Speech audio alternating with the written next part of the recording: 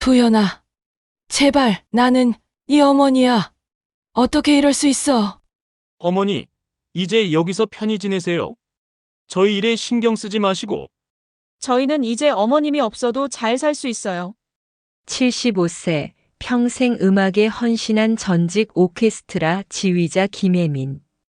남편 사별 후 유일한 혈육인 아들과 며느리와 함께 살던 그녀에게 어느 날 갑작스럽게 찾아온 기억 상실 증상. 하지만 이것은 단순한 치매가 아니었습니다. 아들 도현과 며느리 현수는 혜민의 정상적인 건망증을 치매로 몰아가며 치밀한 계획을 세웠습니다.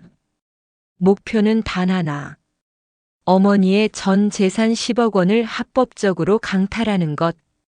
그들이 혜민을 보낸 곳은 고급 실버 리조트가 아니라 노인들을 감금하고 약물로 정신을 흐리게 만드는 끔찍한 사기 조직이었습니다. 더 충격적인 것은 이 모든 시설이 IT 천재 아들 도현의 첨단 기술로 운영되고 있었다는 사실. 하지만 그들은 한 가지를 간과했습니다. 혜민이 단순한 75세 할머니가 아니라 평생 수백 명의 연주자들을 지휘해온 강철 같은 의지와 뛰어난 지략을 가진 전사라는 것을. 과연 절망적인 감금 상황에서 혜민은 어떻게 놀라운 역전 드라마를 만들어낼까요? 그리고 자신을 버린 친아들에게 어떤 충격적인 복수를 가할까요? 안녕하세요. 이야기 시작 전 구독과 좋아요 버튼 눌러주시면 이야기 만드는데 큰 도움이 됩니다. 알림 설정도 해두시면 빠르게 새로운 이야기를 보실 수 있습니다. 이야기 시작합니다. 서울 강남의 고급 아파트 40층, 넓은 거실의 창가에 앉아 혜민은 멀리 펼쳐진 한강을 바라보고 있었다. 75세의 나이에도 불구하고 그녀의 자세는 여전히 우아했다. 긴 은발을 단정히 뒤로 넘긴 모습에서는 한때 오케스트라 지휘대 위에서 수백 명의 연주자들을 이끌었던 카리스마의 흔적이 남아 있었다. 하지만 지금 그녀의 눈빛에는 깊은 혼란과 불안이 서려 있었다. 베토벤 9번. 9번이 뭐였지? 혜민은 중얼거리며 이마를 짚었다. 평생 암기하고 있던 교향곡들이 하나둘씩 기억 속에서 사라져가고 있었다. 어제만 해도 생생했던 브람스의 1번 교향곡 마지막 악장이 오늘은 희미하게만 떠올랐다. 이런 일이 점점 잦아지고 있었다. 거실 한편에서는 며느리 현수가 태블릿을 보며 무언가를 타이핑하고 있었다. 30대 후반의 현수는 언제나 완벽하게 차려입고 있었지만 그녀의 표정에는 차가운 계산이 깔려 있었다. 시어머니의 중얼거림을 듣고는 고개를 들어 말했다. 어머님 또 그러시네요. 이러다가 정말 큰일 나는 거 아니에요? 밖에 나가시는 것도 위험해 보이고요. 현수의 목소리에는 걱정이라기보다는 짜증이 섞여 있었다. 그녀는 혜민을 마치 깨지기 쉬운 유리 인형을 다루듯 조심스럽게 대했지만 그 이면에는 냉랭함이 숨어 있었다. 아니야, 괜찮아. 그냥 잠시 깜빡했을 뿐이야. 혜민은 애써 미소를 지으며 대답했다. 하지만 속으로는 불안이 커져가고 있었다. 정말로 자신이 치매에 걸린 것일까? 아니면 단순한 건망증일까? 그때 현관문이 열리며 아들 도현이 들어왔다. 40대 초반의 도현은 여전히 젊어 보였고 값비싼 정장을 입은 그의 모습에서는 성공한 기업가의 포스가 느껴졌다. 그는 스타트업계에서 촉망받는 최고 기술 책임자 CTO였고 인공지능 기술로 큰 성공을 거둔 인물이었다. 어머니, 안녕하세요. 도현은 간단히 인사를 건넨 후 곧바로 서재로 향했다. 늘 바쁜 그는 가족과 대화할 시간조차 부족해 보였다. 도현아, 잠깐만. 혜민이 불렀지만 도현은 이미 서재 문을 닫고 들어가 버렸다. 현수가 혀를 찼다. 어머님, 도현이는 요즘 정말 바빠요. 새로운 프로젝트 때문에 밤새 일하고 있거든요. 이해해 주세요. 혜미는 고개를 끄덕였지만 마음 한편으로는 서운함이 밀려왔다. 남편이 세상을 떠난 후 유일한 혈육인 아들과 함께 살게 되었지만 오히려 더 외로워진 것 같았다. 집안은 넓고 화려했지만 마치 유리벽으로 둘러싸인 듯 차갑고 답답했다. 저녁 식사 시간이 되자 가족들이 식탁에 둘러앉았다. 고급 레스토랑에서나 볼 수 있는 정교한 요리들이 상에 올려져 있었지만 대화는 거의 없었다. 도현은 스마트폰을 보며 메시지를 확인하고 있었고 현수는 조용히 식사를 하고 있었다. 도현아, 오늘 오케스트라 공연이 있었는데. 혜민이 조심스럽게 말을 꺼냈다. 아, 네. 그런가요? 도현은 스마트폰에서 눈을 떼지 않고 대답했다. 같이 가볼까 했는데. 죄송해요, 어머니. 요즘 정말 바빠서 그런 여유가 없어요. 다음에 기회가 되면요. 혜민의 얼굴에 실망이 스쳤다. 한때 그녀는 그 무대 위에서 수많은 청중들의 박수갈채를 받았던 사람이었다. 베토벤, 모차르트, 브람스의 선율을 자유자재로 다루며 오케스트라를 이끌었던 그녀였다. 하지만 지금은 그 영광스러운 과거가 희미한 기억으로만 남아있을 뿐이었다. 식사를 마친 후 혜미는 자신의 방으로 돌아갔다. 벽 한쪽에는 과거의 영광을 보여주는 사진들이 걸려 있었다. 지휘봉을 든 그녀의 모습, 유명한 연주자들과 함께 찍은 사진들, 각종 음악상 수상 사진들. 하지만 지금은 그 모든 것이 먼 과거의 일처럼 느껴졌다.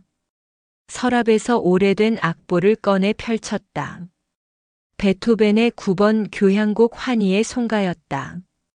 그녀가 가장 사랑했던 곡 중 하나였다. 하지만 지금은 음표들이 마치 암호처럼 보였다. 한때는 눈 감고도 연주할 수 있었던 곡이었는데. 기억해. 기억해야 해. 혜미는 악보를 보며 애썼다. 서서히 선율이 떠오르기 시작했다. 그녀는 작은 소리로 허밍을 시작했다. 처음에는 불확실했지만 점점 더 선명해졌다. 여전히 그 선율은 그녀 안에 살아있었다. 그러나 다음 날 아침 혜미는 또다시 혼란에 빠졌다. 어제 기억했던 선율이 다시 사라져버린 것이다. 화장실을 가려다가 길을 잃어 주방으로 가기도 했다. 이런 자신의 모습에 당황한 혜미는 거실에서 울음을 터뜨렸다. 어머님, 무슨 일이세요? 현수가 다가왔지만 그녀의 목소리에는 진정한 위로보다는 번거로움이 묻어났다. 아무것도 기억이 안 나. 혜미는 손으로 얼굴을 가리며 흐느꼈다. 어머님, 이러시면 안 되죠. 병원에 가셔야겠어요. 현수는 마치 책임을 다하는 며느리인 것처럼 말했지만 속으로는 다른 계산을 하고 있었다. 저녁에 도현이 돌아왔을 때 현수는 남편을 한쪽으로 불렀다. 여보, 어머님 상태가 심각해요. 오늘도 길을 잃어버리시고 계속 이상한 소리를 하시고 이대로 두면 정말 큰 사고가 날 것 같아요. 도현은 피곤한 표정으로 고개를 끄덕였다. 그렇게 심한가요? 네, 솔직히 저도 하루 종일 신경 쓰느라 지쳐요. 제가 일도 못하고 어머님을 제대로 돌봐드릴 수 있는 전문적인 곳을 알아봐야 할 것 같아요. 도현은 잠시 생각에 잠겼다. 사실 그에게도 어머니의 존재는 부담이었다. 자신의 사업에 집중해야 할 시기에 가족 문제로 신경 쓸 여유가 없었다. 게다가 곧 큰 투자 유치를 앞두고 있는 상황에서 가정사로 인한 잡음은 피하고 싶었다. 그런 곳이 있을까요? 제가 알아본 곳이 있어요. 실버 웰리스 리조트라고 하는데 정말 고급스럽고 전문적인 케어를 받을 수 있대요. 어머님 같은 분들을 위한 맞춤형 서비스도 있고요. 현수의 눈에는 계산적인 빛이 번뜨셨다. 사실 그녀는 이미 오래전부터 시어머니를 집에서 내보낼 방법을 생각하고 있었다. 도현의 성공과 함께 그들의 사회적 지위도 높아졌는데 치매 증상을 보이는 시어머니는 그들에게 걸림돌이었다. 그날 밤 혜미는 잠들지 못하고 창가에 앉아 있었다. 도시의 불빛들이 반짝이고 있었지만 그녀에게는 모든 것이 흐릿해 보였다. 자신이 점점 다른 사람이 되어가고 있는 것 같았다. 한때 수백 명의 연주자들 앞에서 당당히 지휘봉을 휘둘렀던 그녀가 이제는 화장실 가는 길도 헷갈리는 노인이 되어버렸다. 하지만 그녀 안 어딘가에는 여전히 강인한 의지가 남아있었다. 음악을 사랑했던 마음, 무대 위에서 느꼈던 자부심, 그리고 살아온 세월에 대한 존경. 그 모든 것이 아직 완전히 사라지지는 않았다. 며칠 후 도현과 현수가 혜민에게 조심스럽게 제안했다. 어머님, 저희가 좋은 곳을 알아봤어요. 도현이 말을 꺼냈다. 실버 웰리스 리조트라고 하는데 정말 좋은 곳이에요. 전문적인 건강 관리도 받으실 수 있고 어머님과 비슷한 연배의 분들도 많이 계시고요. 리조트? 혜민이 고개를 들었다. 네, 마치 휴양지 같은 곳이에요. 스트레스도 푸시고 건강도 되찾으실 수 있을 거예요. 현수가 태블릿으로 화려한 사진들을 보여주었다. 어머님을 위한 최고의 선물이라고 생각해요. 사진 속의 리조트는 정말 아름다워 보였다. 넓은 정원, 현대적인 건물, 웃고 있는 노인들의 모습. 혜미는 잠시 마음이 흔들렸다. 혹시 새로운 환경에서 자신의 기억이 돌아올 수도 있을까? 정말 좋은 곳일까? 혜민이 조심스럽게 물었다. 물론이에요, 어머님. 국내 최고급이에요. 저희가 직접 확인해 봤거든요. 도현이 확신에 찬 목소리로 대답했다. 그럼 한번 가볼까? 도현과 현수가 서로 눈을 마주쳤다. 그들의 계획이 성공하고 있었다. 며칠 후 아침 검은 세단이 아파트 앞에서 대기하고 있었다. 혜미는 작은 가방 하나만 들고 나왔다. 평소보다 정성스럽게 화장을 하고 단정한 옷을 입었지만 그녀의 표정에는 불안과 기대가 교차하고 있었다. 어머님, 준비 다 되셨죠? 현수가 다가와 혜민의 팔을 부축했다. 그녀의 목소리는 친절했지만 어딘가 서둘러야 한다는 뉘앙스가 묻어났다. 응, 그런데 얼마나 있게 되는 거지? 혜민이 문득 궁금해졌다. 어머님께서 좋아지실 때까지요. 건강을 완전히 회복하실 때까지 충분히 쉬세요. 도현이 대답했지만 그의 눈빛은 어딘가 회피하는 듯 했다. 차가 출발하자 서울의 번화한 시내가 창밖으로 스쳐 지나갔다. 혜미는 지나가는 풍경을 바라보며 복잡한 심정이었다. 한편으로는 새로운 환경에 대한 기대감이 있었지만 다른 한편으로는 왠지 모를 불안감이 엄습했다. 마치 무언가 중요한 것을 잃게 될 것 같은 느낌이었다. 저기, 우리 언제쯤 도착하나요? 혜민이 운전기사에게 물었다. 2시간 정도 더 가야 합니다. 기사의 대답은 간결했다. 2시간이라니. 혜민은 생각보다 멀리 가는 것에 의아해했다.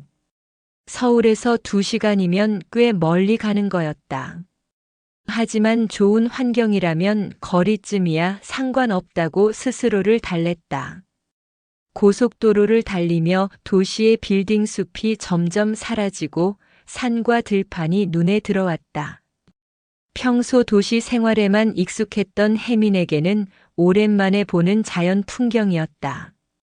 창밖으로 보이는 초록빛 들판과 멀리 보이는 산들이 마음을 조금 진정시켜 주었다. 참 공기가 좋겠네요. 혜민이 중얼거렸다. 네, 어머님. 도시보다 훨씬 좋을 거예요. 현수가 대답했지만 그녀는 내내 스마트폰만 들여다보고 있었다. 1시간쯤 더 달리자 차는 한적한 산길로 접어들었다. 점점 인가도 드물어지고 도로도 좁아졌다. 이상하게도 리조트를 알리는 간판 같은 것도 보이지 않았다. 혜미는 점점 불안해지기 시작했다. 정말 이쪽이 맞나요? 혜민이 걱정스럽게 물었다. 네, 맞아요, 어머님. 좋은 환경을 위해서 조용한 곳에 있거든요. 현수가 대답했지만 그녀도 지도를 확인하며 위치를 파악하고 있었다. 드디어 멀리서 큰 건물이 보이기 시작했다. 숲 사이로 보이는 거대한 유리 건물은 확실히 인상적이었다. 현대적이고 세련된 외관은 마치 거대한 호텔 같았다. 건물 전체가 유리로 되어 있어서 햇빛에 반사되어 반짝이고 있었다. 와, 정말 크네요. 혜민이 감탄했다. 차가 리조트 입구에 도착하자 정문에서 직원들이 나와서 맞이했다. 모두 단정한 유니폼을 입고 있었고 친절한 미소를 지었다. 하지만 그 미소가 왠지 어색하고 자귀적으로 느껴졌다. 어서 오세요. 김혜민 선생님이시죠? 중년의 여직원이 다가와 인사했다. 네, 맞습니다. 저는 이곳 케어팀장 박주연입니다. 앞으로 선생님을 담당하게 될 거예요. 박주연은 40대 중반으로 보이는 여성이었다. 깔끔한 외모에 차분한 말투였지만 그녀의 눈빛에는 냉정함이 숨어 있었다. 마치 환자를 대하는 의료진 같은 느낌이었다. 리조트라고 하던데 정말 좋네요. 혜민이 주위를 둘러보며 말했다. 네, 저희는 고객분들의 건강과 안전을 최우선으로 생각합니다. 박주연의 대답에서는 고객이라는 말보다 환자라는 뉘앙스가 강했다. 로비로 들어서자 혜민은 다시 한번 감탄했다. 높은 천장과 화려한 샹들리에 고급스러운 인테리어는 정말 최고급 호텔 수준이었다. 하지만 묘하게 사람들이 많지 않았다. 몇몇 노인들이 소파에 앉아 있었지만 모두 무표정한 얼굴로 멍하니 앉아만 있었다. 어머님, 이제 여기서 편히 지내세요. 현수가 혜민의 손을 잡으며 말했다. 하지만 그녀의 목소리는 차갑고 사무적이었다. 저희 일에는 신경 쓰지 마시고요. 도현도 덧붙였다. 그 순간 혜민은 이상한 느낌을 받았다. 마치 작별 인사를 하는 것 같았다. 단순히 휴양을 위해 온 것이라면 이렇게 말할 이유가 있을까? 그런데 언제쯤 집으로? 어머님 충분히 회복되시면요. 서두르지 마세요. 현수가 혜민의 말을 끊었다. 입소 절차가 시작되자 혜민은 더욱 혼란스러워졌다. 마치 병원에 입원하는 것 같았다. 건강검진부터 시작해서 각종 서류 작성, 그리고 개인 물품 보관까지. 리조트라기보다는 의료시설에 가까운 느낌이었다. 선생님, 안전을 위해서 개인 휴대폰은 저희가 보관해 드릴게요. 박주연이 혜민의 휴대폰을 가져갔다. 휴대폰도요? 왜요? 치료에 방해가 될 수 있거든요. 필요하시면 언제든 저희에게 말씀해 주세요. 혜민은 뭔가 잘못되었다는 느낌이 강해졌다. 하지만 이미 아들과 며느리는 서류를 다 작성하고 떠날 준비를 하고 있었다. 도현아, 현수야. 혜민이 불렀지만 그들은 이미 출구를 향하고 있었다. 어머님, 건강하게 지내세요. 저희는 일이 있어서. 현수가 뒤돌아보지도 않고 말했다. 잠깐만. 혜민이 급하게 그들을 따라가려 했지만 직원들이 부드럽게 막았다. 선생님, 적응 기간이 필요해요. 며칠 지나면 괜찮아지실 거예요. 혜민은 로비 한가운데 홀로 서 있었다. 아들과 며느리는 이미 차를 타고 떠나고 있었다. 유리창 너머로 보이는 검은 세단이 점점 멀어져 가는 모습을 보며 혜민은 자신이 버려진 것임을 깨달았다. 이제 객실로 안내해 드릴게요. 박주연이 혜민의 팔을 잡았다. 객실로 올라가는 엘리베이터 안에서 혜민은 주위를 살펴봤다. 엘리베이터 버튼에는 1층부터 5층까지만 있었고 각 층마다 카드키가 필요하다는 표시가 있었다. 자유롭게 드나들 수 없다는 뜻이었다. 왜 카드키가 필요한가요? 안전을 위해서입니다. 선생님들께서 실수로 다른 층에 가서 길을 잃으실 수 있거든요. 3층에서 엘리베이터가 멈췄다. 복도는 호텔처럼 길게 뻗어 있었고 양쪽으로 방들이 줄지어 있었다. 하지만 복도는 이상하게 조용했다. 사람의 기척이 거의 느껴지지 않았다. 여기가 선생님 방입니다. 307호실이에요. 박주연이 카드키로 문을 열어주었다. 방 안으로 들어서자 혜민은 또 한 번 놀랐다. 생각보다 좁고 단조로웠다. 침대와 작은 책상, 옷장이 전부였다. 창문은 있었지만 밖을 내려다보니 높은 담장과 철조망이 보였다. 리조트라기보다는 감금 시설 같았다. 창문 밖에 저건 뭐예요? 혜민이 가리키며 물었다. 아, 그건 외부인의 침입을 막기 위한 보안시설이에요. 선생님들의 안전을 위해서죠. 안전이라는 단어가 계속 반복되고 있었다. 하지만 혜민에게는 안전보다는 감시와 통제의 느낌이 강했다. 그럼 밖으로 나갈 수는 있나요? 산책 같은 것도 하고 싶고. 물론이죠. 하지만 안전을 위해 직원과 함께 나가셔야 해요. 그리고 정해진 시간에만 가능합니다. 박주연이 나간 후 혜민은 홀로 방에 앉아 있었다. 창밖으로 보이는 담장과 철조망, 카드키 없이는 드나들 수 없는 층들, 그리고 휴대폰까지 빼앗긴 상황. 이 모든 것이 그녀에게 말하고 있었다. 이곳은 리조트가 아니라 감옥이라는 것을. 화려한 유리벽은 안을 비추는 동시에 그녀를 가두는 벽이었다. 밖에서 보기에는 아름다운 건물이었지만 안에 있는 사람들에게는 탈출할 수 없는 감옥이었다. 혜민은 자신이 아들과 며느리에게 완전히 속았다는 것을 깨달았다. 그리고 더 무서운 것은 이곳에서 무슨 일이 일어날지 모른다는 것이었다. 밤이 되자 복도에서 이상한 소리들이 들려왔다. 누군가 중얼거리는 소리, 문을 두드리는 소리, 그리고 간간히 들리는 신음소리.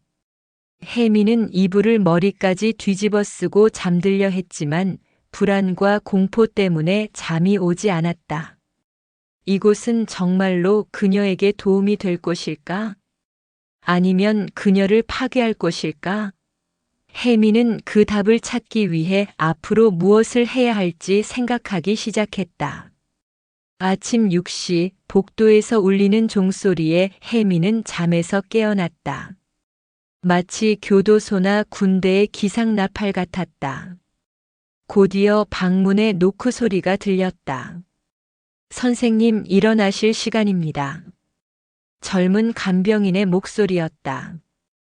혜민이 문을 열자 20대 후반으로 보이는 여성 간병인이 서 있었다. 이름표에는 최유진이라고 적혀 있었다. 아직 6시인데 벌써 일어나야 하나요? 네, 저희 리조트는 규칙적인 생활을 위해 정해진 시간표가 있어요. 7시에 아침 식사, 8시에 건강체조, 10시에 치료 프로그램. 유진은 기계적으로 하루 일과를 설명했다. 혜미는 어리둥절했다. 리조트라면 자유롭게 휴식을 취할 수 있어야 하는데 마치 병원이나 요양원 같은 엄격한 시간표가 있다니. 만약 피곤해서 더 자고 싶으면요? 죄송하지만 모든 분들이 같은 스케줄을 따라야 해요. 규칙적인 생활이 건강에 좋거든요. 세면을 마치고 식당으로 향하는 길에 혜미는 다른 거주자들을 만났다. 대부분 70대 이상의 노인들이었는데 모두 멍한 표정으로 줄을 서서 걷고 있었다. 마치 감정이 없는 로봇 같았다. 안녕하세요. 혜민이 옆에 있던 할머니에게 인사했다. 할머니는 혜민을 잠깐 바라보더니 고개를 돌려버렸다. 반응이 없었다. 식당에 도착하자 혜민은 더욱 놀랐다. 수십 명의 노인들이 일렬로 앉아 조용히 식사를 하고 있었다. 아무도 대화를 하지 않았다. 마치 무성 영화를 보는 것 같았다. 여기 앉으세요. 유진이 혜민을 한자리로 안내했다. 배식대에서 받은 음식은 병원식 같았다.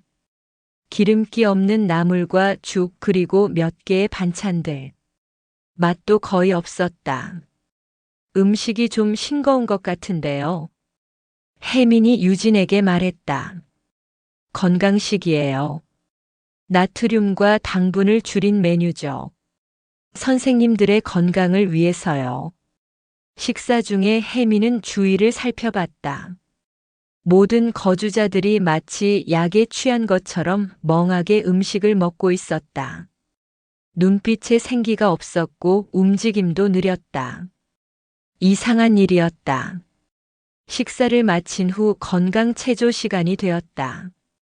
넓은 홀에서 모든 거주자들이 모여 간단한 스트레칭을 했다. 하지만 이것마저도 엄격하게 통제되었다. 정해진 동작만 해야 했고 임의로 다른 운동을 하는 것은 금지되었다. 선생님, 팔을 더 높이 올리세요. 체조 강사가 혜민에게 지시했다. 이 정도면 충분하지 않나요? 제가 원래 유연성이 좋거든요. 아니에요. 정해진 동작대로 하셔야 해요. 안전사고 예방을 위해서죠. 또 안전이었다. 이곳에서는 모든 것이 안전을 이유로 통제되고 있었다. 체조가 끝나고 10시가 되자 치료 프로그램 시간이었다. 혜미는 상담실로 안내되었다. 40대 남성 의사가 기다리고 있었다. 안녕하세요, 김혜민 선생님. 저는 정신건강의학과 김태수 의사입니다. 정신건강의학과요? 저는 정신병이 없는데요. 아, 오해하지 마세요. 저희는 치매 예방과 인지 기능 향상을 위한 치료를 하고 있어요. 선생님의 기억력 문제를 도와드리려고요. 김태수 의사는 혜민에게 각종 질문을 했다. 기억력 테스트부터 시작해서 개인적인 질문들까지. 마치 신문을 받는 기분이었다. 가족 관계는 어떠세요? 아드님과는 사이가 좋으신가요? 그럭저럭요. 왜 그런 걸 물어보시나요? 가족 관계가 정신 건강에 영향을 주거든요. 혹시 재산 관련해서 걱정이 있으신가요? 혜미는 이상했다. 왜 의사가 재산에 대해 묻는 걸까? 치료와 무슨 상관이 있단 말인가? 상담이 끝나고 약을 처방받았다. 작은 종이컵에 들어있는 여러 개의 알약들이었다. 이건 뭐예요? 비타민과 영양제, 그리고 기억력 개선제입니다. 하루 3번 드시면 돼요. 부작용은 없나요? 전혀 없어요. 모두 안전한 영양제입니다. 하지만 혜미는 의심스러웠다. 영양제치고는 종류가 너무 많았고 그중 몇 개는 처방약 같아 보였다. 오후에는 여가 활동 시간이었다. 거주자들이 모여서 그림을 그리거나 간단한 수공예를 했다. 하지만 이것도 철저히 감시되었다. 직원들이 항상 지켜보고 있었고 자유로운 창작 활동은 허용되지 않았다. 선생님, 오늘은 이 그림을 따라 그려보세요. 미술치료사가 단순한 풍경화를 건넸다. 제가 원하는 걸 그리면 안 되나요? 저는 음악을 하던 사람이라 음표나 악기 같은 걸 그리고 싶은데요. 죄송해요. 정해진 프로그램을 따라야 해요. 치료 효과를 위해서죠. 혜미는 점점 답답해졌다. 모든 것이 통제되고 감시당하고 있었다. 자유의지라는 것이 전혀 존재하지 않는 곳이었다. 저녁 시간 후 혜미는 복도를 거닐며 다른 거주자들과 대화를 시도했다. 하지만 대부분의 사람들은 반응이 둔했다. 마치 약물에 의해 의식이 흐려진 것 같았다. 그러던 중 화장실에서 한 할머니를 만났다. 다른 사람들과 달리 눈빛이 또렷했다. 안녕하세요. 저는 김혜민이에요. 할머니는 주위를 살피더니 작은 목소리로 말했다. 영숙이에요. 조심하세요. 여기서는 큰 소리로 얘기하면 안 돼요. 왜요? 감시당해요. 저들이 항상 지켜보고 있어요. 영숙은 70대 초반으로 보였는데 혜민과 마찬가지로 의식이 또렷했다. 여기 얼마나 계세요? 6개월째요. 처음에는 저도 리조트인 줄 알았어요. 하지만 이곳은 뭐예요? 영숙이 더 작은 목소리로 속삭였다. 감옥이에요. 외부와 완전히 단절된 감옥. 혜민의 심장이 빨리 뛰기 시작했다. 어떻게 그런 걸 아세요? 저는 원래 피아니스트였어요. 손가락이 아직 멀쩡하죠? 근데 여기서는 피아노를 치게 해주지 않아요. 모든 걸 통제해요. 그럼 나가는 방법은 없나요? 문제는 그게 아니에요. 영숙의 얼굴이 어두워졌다. 더 무서운 게 있어요. 뭐가요? 약이요. 그들이 주는 약. 영양제라고 하지만 실제로는 정신을 흐리게 만드는 약이에요. 계속 먹으면 생각할 수 없게 돼요. 혜민이 소스라치게 놀랐다. 그렇다면 다른 거주자들이 멍한 이유가. 그럼 어떻게 해야 해요? 약을 먹는 척하고 버려야 해요. 그리고 영숙이 더욱 작은 목소리로 말했다. 이곳의 진짜 목적을 알아야 해요. 진짜 목적이요? 돈이에요. 우리 재산을 노리는 거예요. 가족들과 짜고 우리를 여기 가둬두고 우리가 정신을 잃으면 재산을 가로채는 거죠. 혜미는 충격을 받았다. 설마 도현과 현수가 그런 계획을 세웠단 말인가? 어떻게 그런 걸 확신하세요? 제가 엿들었어요. 관리자들이 나누는 대화를. 여기 있는 사람들은 모두 재산이 많은 노인들이에요. 그리고 가족들이 모두 우리를 포기한 사람들이고요. 영숙의 말을 들으며 혜미는 모든 것이 이해되기 시작했다. 도현의 급작스러운 제안, 현수의 차가운 태도, 그리고 이곳의 철저한 통제 시스템. 그럼 우리는 어떻게 해야 해요? 증거를 모아야 해요. 그들의 대화를 녹음하고 이곳의 진실을 밖에 알려야 해요. 하지만 휴대폰도 없는데 어떡해요? 영숙이 교묘한 미소를 지었다. 제가 방법을 알아요. 하지만 시간이 걸려요. 그리고 매우 위험해요. 그날 밤 혜미는 잠들 수 없었다. 영숙의 말이 사실이라면 자신은 아들에게 완전히 버림받은 것이었다. 그리고 더 무서운 것은 이곳에서 정신을 잃을 위험에 처해 있다는 것이었다. 다음 날부터 혜미는 영숙의 조언에 따라 약을 먹는 척하고 휴지에 싸서 버렸다. 그리고 주위를 관찰하기 시작했다. 직원들의 동선, 보안 시스템, 그리고 다른 거주자들의 상태. 며칠이 지나자 혜미는 이곳의 시스템을 이해하기 시작했다. 모든 것이 거주자들을 무력화시키기 위해 설계되어 있었다. 규칙적인 생활이라는 명목 하에 자유를 박탈하고 영양제라는 명목 하에 정신을 흐리게 만들고 치료라는 명목 하에 개인정보를 빼내고 있었다. 그리고 가장 충격적인 것은 이 모든 시스템이 첨단 기술로 운영되고 있다는 것이었다. CCTV, 전자출입 통제, 자동화된 약물 관리 시스템. 마치 도현의 스타트업 기술을 그대로 활용한 것 같았다. 혹시 이 시설이 누가 운영하는지 아세요? 혜민이 영숙에게 물었다. 정확히는 모르지만 최신 기술을 많이 사용하는 걸 보면 IT 회사가 관련되어 있을 거예요. 혜민의 가슴이 철렁했다. 혹시 도현이 직접 관련되어 있는 것은 아닐까? 일주일이 지나자 혜민은 확신을 갖게 되었다. 이곳은 단순한 요양시설이 아니라 치밀하게 계획된 사기 조직이었다. 그리고 자신의 아들 도현이 그 중심에 있을 가능성이 높았다. 분노가 치밀어 올랐다. 평생 아들을 위해 희생해온 자신을 이렇게 버리다니. 하지만 동시에 투지도 생겼다. 그녀는 단순히 당하고만 있을 사람이 아니었다.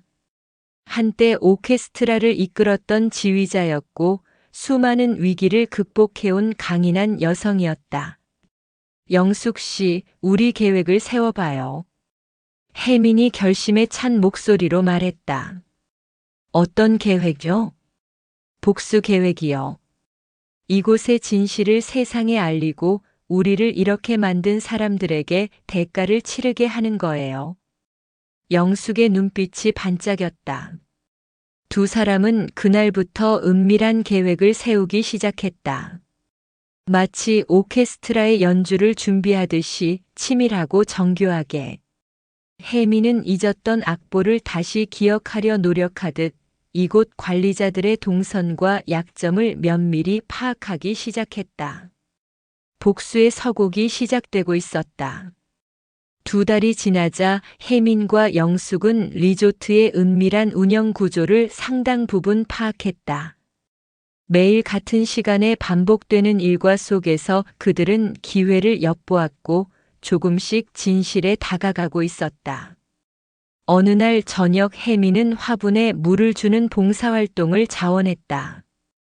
1층 로비의 대형 화분들을 관리하는 일이었는데 이 시간에는 직원들의 감시가 상대적으로 느슨했다. 그리고 바로 옆 사무실에서 관리자들의 대화를 엿들을 수 있었다. 오늘 새로 들어온 할아버지 재산 규모가 어떻게 되죠? 박주연 팀장의 목소리였다. 아파트 2채, 예금 15억 정도 됩니다. 아들이 벌써 위임장 가져왔어요. 다른 직원이 대답했다. 좋네요. 이 속도면 이번 분기 목표 달성할 수 있겠어요.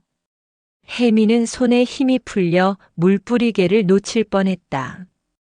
정말로 재산을 노리고 있었던 것이다. 그런데 307호 김혜민 할머니는 조심해야 할 것 같아요. 박주연이 계속 말했다. 왜요? 약을 제대로 안 먹는 것 같아요. 다른 할머니들처럼 멍해지지 않고 있거든요. 그럼 용량을 늘려야겠네요. 아니면 주사로 바꿔볼까요? 확실하게 하려면. 혜미는 등골이 오싹해졌다. 자신들이 의심받고 있었고 더 강한 수단을 쓸 계획이었다. 참, 사장님은 언제 오신다고 했죠? 박주연이 물었다. 이번 주 금요일이요. 분기 점검차 오신대요. 그분 아들이 운영하는 IT 회사 덕분에 우리가 이렇게 효율적으로 일할 수 있는 거죠. 정말 대단한 시스템이에요. 혜민의 심장이 쿵쾅거렸다. 사장의 아들이 IT 회사를 운영한다고? 혹시 정말로 도현이? 그날 밤 혜민은 영숙에게 들은 내용을 전했다. 역시 제 추측이 맞았네요. 이곳은 조직적인 사기단이에요. 영숙이 분노에 찬 목소리로 말했다. 그런데 사장의 아들이 IT 회사를 운영한다고 하는데 혹시 선생님 아드님이요? 혜미는 고개를 끄덕였다. 인정하기 싫었지만 가능성이 높았다. 그럼 이제 어떻게 해야 하죠? 약물 주사까지 놓을 계획이라고 했는데 영숙이 신중한 표정으로 말했다. 증거를 확보해야 해요. 그들의 대화를 녹음할 수 있다면. 하지만 어떻게요? 휴대폰도 없는데. 제가 방법을 생각해뒀어요. 영숙이 작은 물건을 꺼냈다. 이거 보세요. 작은 라디오 같은 물건이었다. 이게 뭐예요? 옛날 제가 쓰던 소형 녹음기예요. 보청기인 척하고 가지고 있었거든요. 아직 작동해요. 혜민이 놀랐다. 어떻게 그런 걸 숨길 수 있었어요? 귀 안에 넣어두면 보청기로 보이거든요. 가끔 빼서 충전하고 몇 번 짧은 대화는 녹음했어요. 대단해요. 그럼 이걸로. 네, 하지만 더 결정적인 증거가 필요해요. 그리고 이걸 밖으로 전달할 방법도 찾아야 하고요. 며칠 후 기회가 찾아왔다. 리조트에 새로운 입소자가 들어왔는데 그의 가족이 면회를 왔다. 가족 면회는 1층 상담실에서 이루어졌고 그 옆 화분 관리를 하던 혜미는 우연히 익숙한 목소리를 들었다. 어머니 상태는 어떤가요? 바로 도현의 목소리였다. 혜미는 깜짝 놀라 몸을 숨겼다. 도현이 여기 왔다는 것은 아주 안정적이에요. 치료에 잘 적응하고 계시고요. 박주연의 목소리였다. 그런데 좀 이상한 게 아직도 의식이 또렷한 것 같던데요. 아, 그래서 치료 방법을 조금 바꿔볼 예정이에요. 더 효과적인 방법으로요. 그게 좋겠네요. 우리 사업에 방해가 되면 안 되거든요. 혜미는 충격을 받았다. 정말로 도현이 이 모든 일의 배후에 있었던 것이다. 참, 이번 분기 수익이 어떻게 되나요? 도현이 물었다. 예상보다 좋아요. 현재 입소자들의 재산 규모가 평균 10억 이상이거든요. 좋네요. 우리 시스템이 제대로 작동하고 있는 거군요. 네, 사장님이 개발해 주신 관리 시스템 덕분에 효율성이 크게 높아졌어요. 혜미는 온몸이 떨렸다. 도현이 직접 이 시설의 시스템을 개발했다는 말이었다. 자신의 친어머니를 이용해서 돈을 벌고 있었던 것이다. 녹음기를 귀에서 꺼내 화분 속에 숨겨두었다. 모든 대화가 녹음되고 있었다. 그런데 혹시 307호 김혜민 할머니, 제 어머니 말인데 특별히 주의할 점이 있나요? 도현이 물었다. 아, 네. 다른 분들보다 의식이 또렷해서 좀 까다로워요. 약물 반응도 좋지 않고요. 그럼 더 강한 처치를 해주세요. 사업에 지장이 있으면 안 되니까요. 혜미는 분노로 온몸이 떨렸다. 자신의 아들이 자신을 마치 걸림돌처럼 여기고 있었다. 걱정하지 마세요. 이번 주 안으로 처리하겠습니다. 대화가 끝나고 도현이 나가자 혜미는 급히 녹음기를 회수했다. 결정적인 증거를 확보했다. 하지만 이제 시간이 얼마 남지 않았다. 이번 주 안에 강한 처치를 당할 예정이었다. 그날 밤 영숙과 긴급 회의를 했다. 이제 더 이상 시간이 없어요. 빨리 이 녹음을 밖으로 전달해야 해요. 하지만 어떡해요? 이곳은 완전히 고립되어 있는데. 혜민이 갑자기 뭔가 떠올랐다. 민철이요. 누구요? 제 조카예요. 변호사거든요. 도현의 사촌이지만 평소에 사이가 별로 안 좋았어요. 정의감이 강한 아이라. 하지만 어떻게 연락하죠? 혜민이 생각에 잠겼다. 그러다가 문득 화분 관리 작업을 떠올렸다. 화분이요? 1층 로비에 배달 오는 화분들. 화원에서 가져오는 거잖아요. 맞아요. 화원 사람들한테 부탁할 수 있을지도. 다음 날 혜미는 평소보다 더 열심히 화분을 관리했다. 배달 온 화원 직원은 50대 남성이었는데 친근해 보였다. 어르신 화분 관리를 직접 하세요? 네, 취미예요. 그런데 혜민이 조심스럽게 말을 꺼냈다. 혹시 부탁 하나 들어주실 수 있나요? 무슨 부탁이세요? 혜민은 미리 적어둔 민철의 연락처와 간단한 메모를 건넸다. 이 사람에게 꼭 전화를 해주세요. 그리고 여기가 위험한 곳이라고. 증거가 있다고 전해주세요. 화원 직원은 혜민의 간절한 표정을 보더니 고개를 끄덕였다. 알겠습니다. 꼭 전하겠어요. 그리고 혜민은 작은 봉투에 녹음기를 넣어서 건넸다. 이것도 함께 전해주세요. 아주 중요한 거예요. 며칠 후 혜민의 기도가 통했다. 민철이 변호사 동료들과 함께 리조트에 나타났다. 갑작스러운 방문에 관리자들은 당황했다. 무슨 일로 오셨나요? 박주연이 긴장한 목소리로 물었다. 김혜민 선생님과 상담할 일이 있어서요. 유언장 작성 관련해서. 민철이 냉정하게 대답했다. 사실 민철은 화원 직원으로부터 연락을 받고 경찰과 함께 준비해온 것이었다. 녹음 파일을 듣고 즉시 수사를 요청했던 것이다. 면회는 사전 예약이 필요합니다. 박주연이 막으려 했지만 민철은 법적 권한을 내세웠다. 저는 김혜민 선생님의 법정 대리인입니다. 긴급한 법적 사안이 있어서 왔습니다. 혜민은 민철을 보는 순간 눈물이 났다. 드디어 구원자가 나타난 것이었다. 민철아. 혜민이 떨리는 목소리로 불렀다. 이모 괜찮으세요? 민철은 혜민의 상태를 꼼꼼히 확인했다. 다행히 아직 정신이 또렷했다. 상담실에서 만난 혜민은 민철에게 이곳에서 겪은 모든 일을 자세히 설명했다. 강제적인 투약, 재산 탈취 계획, 그리고 도현의 개입까지. 이모, 이제 안전해요. 경찰이 함께 왔거든요. 민철이 혜민의 손을 잡으며 말했다. 정말? 하지만 도현이는 어떻게 해요? 그래도 제 아들인데.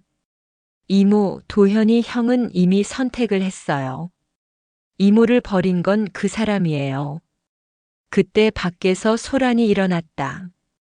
경찰들이 들이닥쳐 압수수색을 시작한 것이었다. 관리자들은 당황하며 서류들을 숨기려 했지만 이미 늦었다. 이것은 무슨 일입니까? 박주연이 항의했다. 재산 탈취 및 감금 혐의로 수사영장이 발부되었습니다. 경찰이 영장을 제시했다. 혜민은 영숙과 함께 경찰에게 자세한 진술을 했다. 다른 거주자들도 하나둘씩 증언에 나섰다. 오랫동안 억압당했던 분노가 폭발하는 순간이었다. 며칠 후 수사 결과가 나왔다. 리조트는 실제로 조직적인 사기단이었고 도현의 스타트업이 기술적 인프라를 제공하고 있었다. 더 충격적인 것은 도현이 단순한 공급업체가 아니라 이 사기 조직의 핵심 인물 중 하나였다는 사실이었다. 압수된 서류들을 통해 밝혀진 내용은 더욱 충격적이었다. 리조트에 입소한 노인들의 재산 규모와 가족 관계를 미리 조사하고 의도적으로 타겟을 선정해서 가족들에게 접근했던 것이다. 혜민의 경우도 예외가 아니었다. 도현과 현수는 처음부터 혜민의 재산을 노리고 계획을 세웠던 것이다. 녹음 파일은 결정적인 증거가 되었다. 도현과 박주연의 대화, 재산 탈취 계획, 강제 투약 지시. 모든 것이 명확하게 드러났다. 언론들이 이 사건에 주목하기 시작했다. 효도 리조트의 참혹한 실체, 아들이 어머니를 버린 충격적인 사건 등의 헤드라인이 신문과 방송을 장식했다. 도현의 스타트업은 순식간에 무너졌다.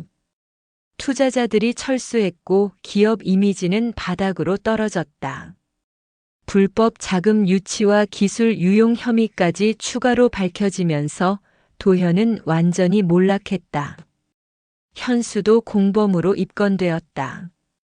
그녀가 혜민을 리조트로 보내는 과정에서 적극적으로 개입했던 증거들이 발견되었기 때문이었다. 혜민은 복잡한 심정이었다. 한편으로는 진실이 밝혀진 것에 안도했지만 다른 한편으로는 자신의 아들이 이렇게 될 줄은 몰랐다는 슬픔이 밀려왔다. 민철아, 내가 뭘 잘못한 걸까? 혜민이 조카에게 물었다. 이모 잘못이 아니에요. 도현이 형이 잘못 선택한 거예요. 이모는 평생 가족을 위해 희생하셨잖아요. 그래도 내 아들인데. 이모, 진정한 가족은 혈연이 아니라 마음으로 하는 거예요. 도현이 형은 이미 이모를 가족으로 생각하지 않았어요. 수사가 진행되면서 더 많은 진실이 드러났다. 이 리조트뿐만 아니라 전국에 비슷한 시설들이 더 있었고 수백 명의 노인들이 피해를 당했다는 것이 밝혀졌다. 혜민과 영숙의 용기 있는 행동이 거대한 사기 조직을 무너뜨리는 계기가 된 것이었다. 리조트는 즉시 폐쇄되었고 모든 거주자들은 가족들에게 돌아가거나 적절한 시설로 이송되었다. 하지만 가족들에게 버림받은 노인들을 위해서는 별도의 지원 방안이 마련되어야 했다. 혜민은 이 과정에서 중요한 결정을 내렸다. 도현과 현수로부터 받은 상처는 크지만 이것을 개인적인 복수로 끝내지 않겠다는 것이었다. 같은 피해를 당한 다른 노인들을 위해 무언가 의미 있는 일을 하고 싶었다. 수사가 본격화되자 도현과 현수는 혜민을 찾아왔다. 구치소에서 잠시 석방된 그들은 혜민이 머물고 있는 임시 거주지로 찾아와 무릎을 꿇고 용서를 빌었다. 어머니, 정말 죄송합니다. 도현이 고개를 조아리며 말했다. 한때 성공한 기업가였던 그의 모습은 초라하기 그지없었다. 어머님, 저희가 정말 잘못했어요. 어떻게든 용서해 주세요. 현수도 눈물을 흘리며 빌었다. 하지만 혜민의 마음은 이미 결정되어 있었다. 그녀는 냉정한 눈으로 그들을 바라보며 단호하게 말했다. 나는 너희를 용서하지 않겠다. 어머니, 진정한 용서는 말로 하는 것이 아니라 잘못을 바로잡는 행동으로 증명하는 것이다. 혜민의 목소리에는 한때 오케스트라를 이끌었던 카리스마가 되살아나 있었다. 그럼 어떻게 하면 되나요? 뭐든지 하겠어요. 도현이 애원했다. 너희가 저지른 일의 무게를 이해하느냐? 나뿐만 아니라 수백 명의 노인들을 속이고 괴롭혔다. 그들의 마지막 인생을 지옥으로 만들었다. 현수가 흐느끼며 말했다. 저희도 처음에는 그럴 생각이 아니었어요. 그냥 사업이라고 생각했는데. 사업? 혜민이 차갑게 웃었다. 사람의 존엄성을 짓밟는 것이 사업이라고. 어머니, 저희가 어떻게 하면 되는지 말씀해 주세요. 정말 뉘우치고 있어요. 혜민이 잠시 침묵하더니 말했다. 내가 원하는 건 너희의 진정한 반성이다. 그리고 다시는 이런 일이 일어나지 않도록 하는 것이다. 말씀해 주세요. 뭐든지 하겠습니다. 좋다. 그럼 내 말을 잘 들어라. 혜민이 일어서며 말했다. 너희는 재판에서 모든 것을 솔직하게 털어놓아야 한다. 그리고 피해자들에게 진심으로 사과하고 할 수 있는 모든 배상을 해야 한다. 그건 당연히. 아직 끝나지 않았다. 혜민이 말을 끊었다. 그리고 출소 후에는 진정으로 사회에 기여하는 일을 해야 한다. 단순히 돈을 버는 것이 아니라 사람들에게 도움이 되는 일을 말이다. 도현과 현수는 고개를 끄덕였다. 하지만 혜미는 그들의 진정성을 의심했다. 입으로는 뭐든 말할 수 있지만 진정한 변화는 행동으로만 증명될 수 있었다. 며칠 후 혜미는 민철과 함께 중요한 프로젝트를 시작했다. 리조트 사건의 피해자들을 돕는 재단을 설립하는 것이었다. 이름을 뭐로 할까요? 민철이 물었다. 황혼재단이 어떨까? 혜민이 제안했다. 황혼이라는 말이 끝을 의미하기도 하지만 새로운 시작을 의미하기도 하잖니. 좋은 이름이네요. 이모의 인생도 새로운 시작인 거죠. 재단 설립 과정에서 혜미는 놀라운 지지를 받았다. 언론을 통해 알려진 그녀의 이야기에 감동한 많은 사람들이 도움을 주겠다고 나섰다. 기업들도 후원을 약속했고 법무법인들도 무료 변호를 지원하겠다고 했다. 가장 큰 변화는 혜민 자신에게 일어났다. 리조트에서의 끔찍한 경험을 통해 그녀는 자신의 진정한 강인함을 발견했다. 치매 증상으로 혼란스러웠던 기억들도 점차 돌아오기 시작했다. 이상해요. 예전에 잊어버렸던 곡들이 다시 기억나기 시작해요. 혜민이 민철에게 말했다. 스트레스가 줄어들어서 그런 것 같아요. 이모는 원래 건강하셨던 거예요. 실제로 의사의 진단 결과 혜민의 기억력 문제는 스트레스성이었다는 것이 밝혀졌다. 아들과 며느리의 냉대, 그리고 새로운 환경에 대한 불안감이 일시적인 인지 기능 저하를 일으켰던 것이다. 그럼 치매가 아니었다는 뜻인가요? 혜민이 놀라며 물었다. 네, 정상 범위의 노화 과정입니다. 적절한 자극과 안정된 환경에서는 충분히 회복 가능해요. 혜민은 기뻤지만 동시에 분노했다. 도현과 현수가 자신의 정상적인 건망증을 치매로 몰아가며 리조트로 보냈다는 것이 더욱 명확해졌기 때문이었다.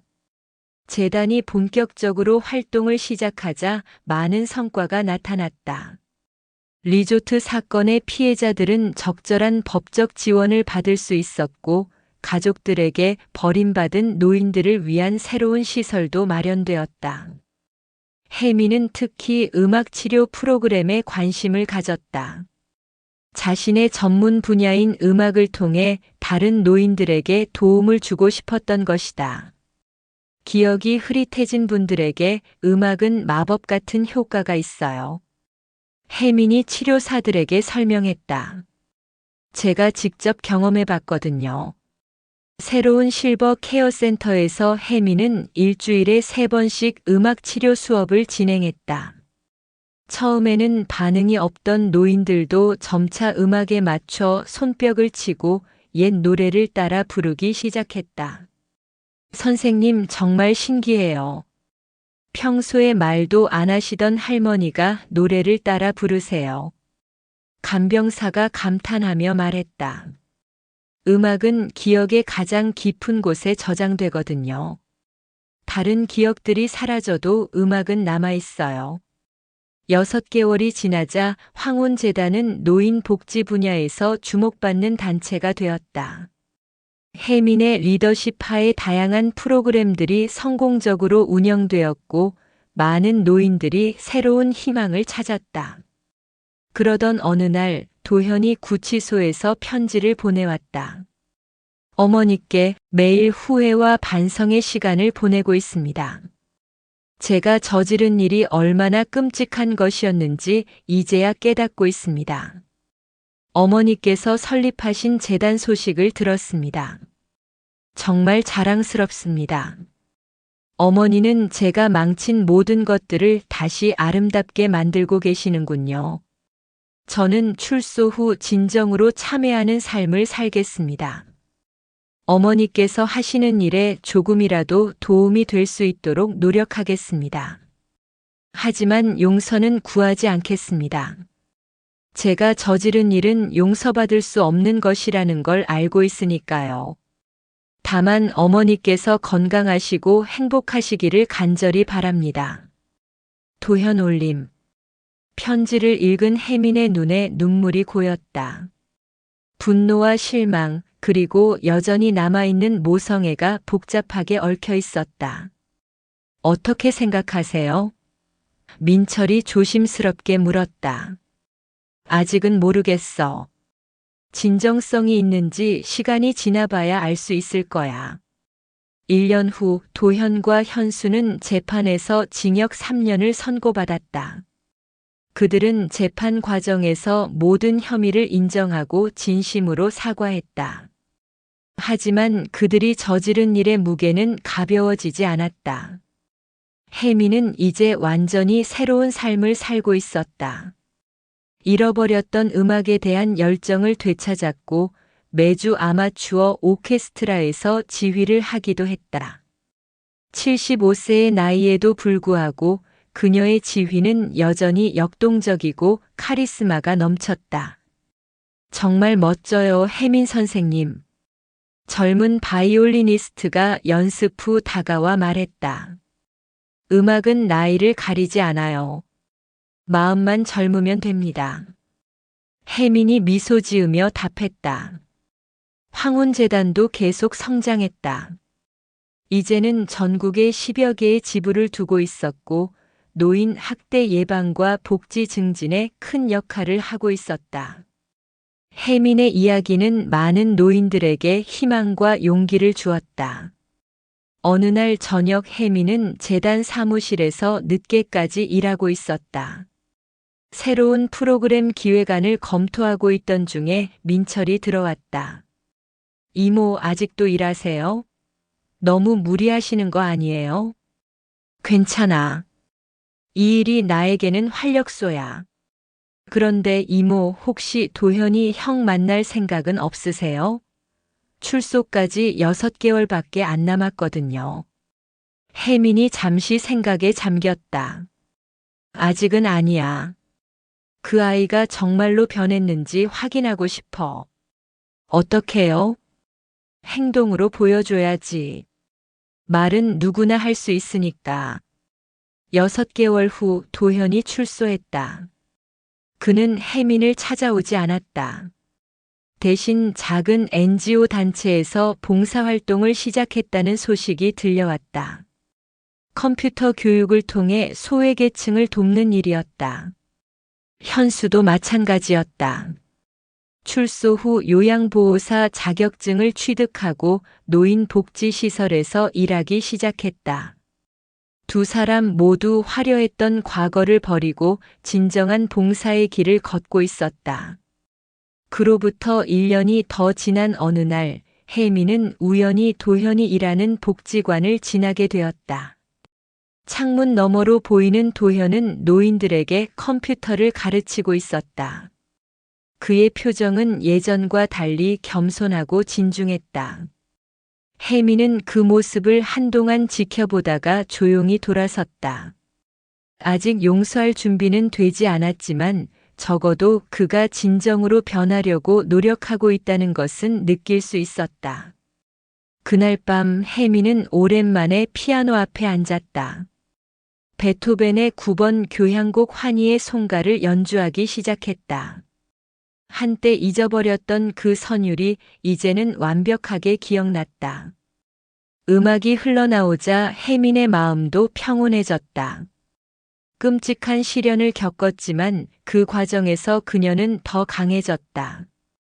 잃은 것도 많았지만 얻은 것도 적지 않았다. 무엇보다도 그녀는 진정한 자유를 되찾았다. 아들과 며느리의 시선을 의식하며 위축되어 지내던 과거와는 달리 이제는 자신이 원하는 대로 살 수 있었다. 음악을 사랑하고 다른 사람들을 도우며 의미 있는 일을 하며 살아갈 수 있었다. 재산은 많이 잃었지만 진정한 존엄과 자유를 되찾은 것이다. 그리고 무엇보다도 같은 처지의 사람들에게 희망의 선율을 들려줄 수 있게 되었다. 피아노 연주를 마친 혜미는 창밖을 바라보았다. 도시의 불빛들이 반짝이고 있었지만 이제는 더 이상 흐릿하게 보이지 않았다. 모든 것이 선명하고 아름다웠다. 그녀의 인생 2막이 시작되고 있었다. 75세의 나이에 새로운 시작이라니 다소 늦은 감이 있었지만 전혀 늦지 않았다. 진정한 삶은 나이와 상관없이 언제든 시작할 수 있는 것이었다. 혜미는 미소를 지으며 내일의 계획을 세우기 시작했다. 새로운 음악 치료 프로그램 확장할 재단 사업, 그리고 만나고 싶은 사람들. 앞으로 할 일이 너무나 많았다. 황혼이라는 말이 끝을 의미하기도 하지만 새로운 시작을 의미하기도 한다고 했던가. 혜민의 황혼은 절망이 아니라 희망의 시간이었다. 그리고 그 희망의 선율은 많은 사람들에게 전해져 더 아름다운 세상을 만들어가고 있었다. 몇 년 후 도현이 드디어 혜민을 찾아왔다. 하지만 이번에는 용서를 구하러 온 것이 아니었다. 자신이 개발한 새로운 기술을 황혼재단에 기부하고 싶다고 제안하러 온 것이었다. 어머니께서 하시는 일에 제 기술이 도움이 될 수 있을 것 같아서요. 노인분들의 건강 관리와 안전을 위한 시스템입니다. 혜미는 도현의 제안을 신중히 검토한 후 받아들였다. 완전한 용서는 아니었지만 적어도 그의 진정성을 인정할 수 있었다. 하지만 조건이 있다. 혜민이 말했다. 무엇이든 말씀하세요. 이 기술이 다시는 사람을 해치는 데 사용되어서는 안 된다. 오직 도움을 주는 일에만 써야 한다. 물론입니다. 저도 그렇게 생각하고 있었어요. 그날 이후 도현은 황혼재단의 기술 고문으로 참여하게 되었다. 모자 간의 관계는 예전처럼 돌아갈 수는 없었지만 적어도 같은 목표를 향해 함께 일할 수는 있게 되었다. 혜민의 이야기는 이제 단순한 복수담이 아니라 용서와 화해, 그리고 새로운 시작에 대한 이야기가 되었다. 그녀가 들려주는 희망의 선율은 계속해서 많은 사람들의 마음에 울려 퍼지고 있었다. 에필로그 5년 후 80세가 된 혜미는 새로 지어진 황혼 콘서트홀에서 특별한 공연을 지휘하고 있었다. 무대 위에는 10대 학생부터 80대 노인까지 다양한 연주자들이 함께하고 있었다. 관객석에는 도현과 현수도 앉아 있었다. 연주가 끝나자 기립박수가 터져 나왔다. 혜미는 마이크를 잡고 말했다. 여러분, 음악은 우리에게 두 번째 기회를 줍니다. 실수한 음표가 있어도 다음 음표로 만회할 수 있고 잘못된 화음이 있어도 아름다운 하모니로 바꿀 수 있습니다. 인생도 마찬가지입니다. 관객들이 조용히 그녀의 말에 귀를 기울였다. 황혼이라는 말을 들으면 보통 끝을 떠올립니다. 하지만 저에게 황혼은 새로운 시작이었습니다. 가장 아름다운 노을은 해가 질 때 나타나듯이 인생의 가장 아름다운 순간들도 때로는 가장 어두운 시간 뒤에 찾아옵니다. 공연이 끝난 후 혜미는 조용한 정원에서 도현과 마주했다. 어머니, 오늘 공연 정말 훌륭했어요. 고마워. 그런데 도현아. 혜민이 잠시 망설이더니 말했다. 내가 개발한 AI 동반자 서비스 정말 많은 분들께 도움이 되고 있어. 도현의 눈에 눈물이 고였다. 정말요? 그럼 제가 조금이라도 도움이 된 건가요? 응. 복수나 용서보다 더 중요한 건 치유야. 너도 이제 그걸 이해하는 것 같아서 다행이야. 그날 밤 혜미는 집에서 베토벤의 9번 교향곡을 연주했다. 환희의 송가. 한때 잊어버렸던 이 선율이 이제는 완벽하게 기억났다. 75세에 경험한 배신과 절망이 80세의 그녀에게는 새로운 인생을 선물해 주었다. 황혼재단을 통해 수만 명의 노인들이 도움을 받고 있었고 그녀의 이야기는 많은 사람들에게 희망을 주고 있었다. 연주를 마친 혜미는 창밖을 바라보았다. 도시의 불빛들이 더 이상 차갑게 느껴지지 않았다. 오히려 따뜻하고 희망적으로 보였다. 정말 감사해. 혜민이 하늘을 바라보며 중얼거렸다. 혜민의 이야기는 이제 황혼의 희망이 되어 세상을 밝히고 있었다. 진정한 승리는 상대방을 무너뜨리는 것이 아니라 자신이 더 나은 사람이 되는 것이었다. 그리고 진정한 복수는 더 많은 사랑과 희망을 세상에 퍼뜨리는 것이었다. 혜민이 시작한 희망의 선율은 황혼재단을 통해 그녀가 도운 사람들을 통해 그리고 그녀의 이야기를 들은 모든 사람들을 통해 영원히 계속될 것이다. 친아들에게 배신당하고 감금당한 절망적인 상황에서 혜미는 포기하지 않았습니다. 단순한 복수가 아닌 치유와 희망의 길을 선택했고 결국 수만 명의 노인들에게 새로운 삶을 선물했습니다. 혜민의 이야기는 우리에게 말해줍니다.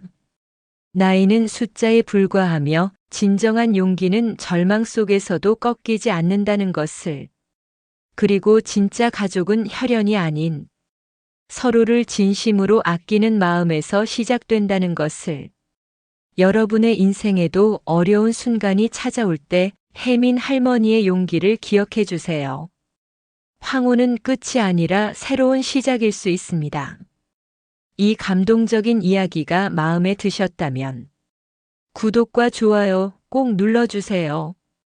댓글로 여러분의 생각도 들려주시고 다음에도 더 좋은 이야기로 찾아뵙겠습니다. 시청해 주셔서 감사합니다.